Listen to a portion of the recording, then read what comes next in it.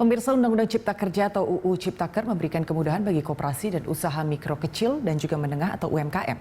Peraturan pemerintah PP nomor 7 tahun 2021 mengatur berbagai kebijakan turunannya dari aspek kemudahan pendirian usaha, perizinan, fasilitas, akses pembiayaan, akses ke rantai pasok hingga akses pasar. Sektor usaha mikro kecil dan menengah merupakan tulang punggung perekonomian Indonesia dan menjadi penyumbang pendapatan negara yang terbesar. Namun kenyataannya daya saing UMKM Indonesia masih relatif lebih rendah, terutama untuk bersaing di pasar global.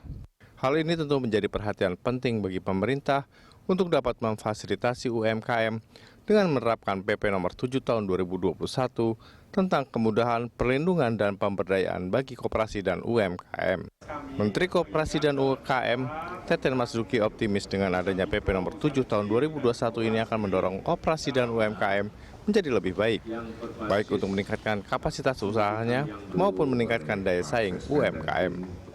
Diskusi yang panjang di internal antar kementerian. Juga kami melakukan serap aspirasi dari berbagai pihak, dari asosiasi-asosiasi UMKM, dari para ahli, termasuk juga dari gerakan koperasi.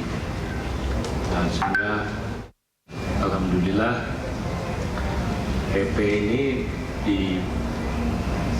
mendapatkan apresiasi dari teman-teman UMKM dan koperasi.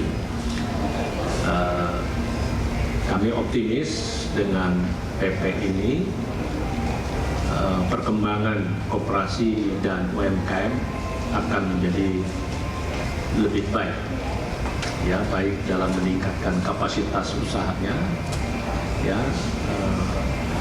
maupun daya saingnya.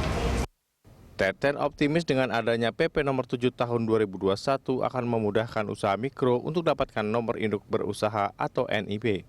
Oleh karena itu, Kementerian Koperasi dan UKM akan mendorong pemerintah daerah dan kepala dinas di kabupaten kota untuk segera mendaftarkan pelaku usaha kecil dan mikro agar memperoleh NIB.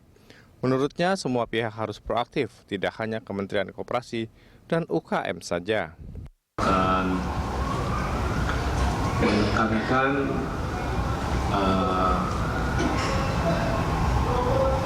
pada hasil, ya, yaitu output yang kita akan lebih proaktif. Misalnya di sini pengaturan kemudahan perlindungan dan pemberdayaan bagi koperasi, misalnya pendirian koperasi primer 9 orang. Nah, ini kita ingin proaktif ke masyarakat supaya pembentukan koperasi ini bisa kelihatan tumbuh koperasi-koperasi baru. Salah satu dukungan dan manfaat bagi UMKM yang difasilitasi pemerintah melalui PP Kemudahan, Perlindungan dan Pemberdayaan Koperasi dan UMKM adalah penyediaan lembaga inkubator bisnis bagi UMKM untuk menciptakan usaha baru, menguatkan dan mengembangkan kualitas UMKM, serta mengoptimalkan pemanfaatan SDM. Teten berharap fasilitas ini dapat mempercepat pertumbuhan bisnis dan meningkatkan kualitas UMKM di seluruh Indonesia.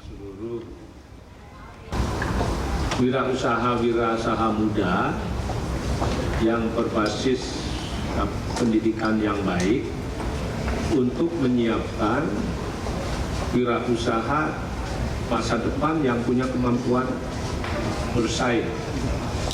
Karena dalam saat ini pun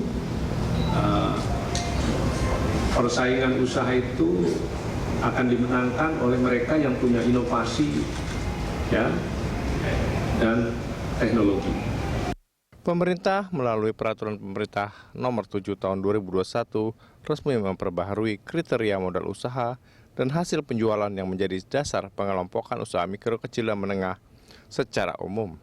Threshold yang menjadi dasar pengelompokan UMKM pada PP terbaru turunan Undang-Undang Nomor 11 Tahun 2020 tentang Cipta Kerja ini meningkat ketimbang threshold yang tertuang pada Undang-Undang 20 tahun 2008. Pemberian kemudahan dan insentif bagi usaha mikro kecil melalui pemberian bantuan modal, riset, dan fasilitasi pelatihan vokasi.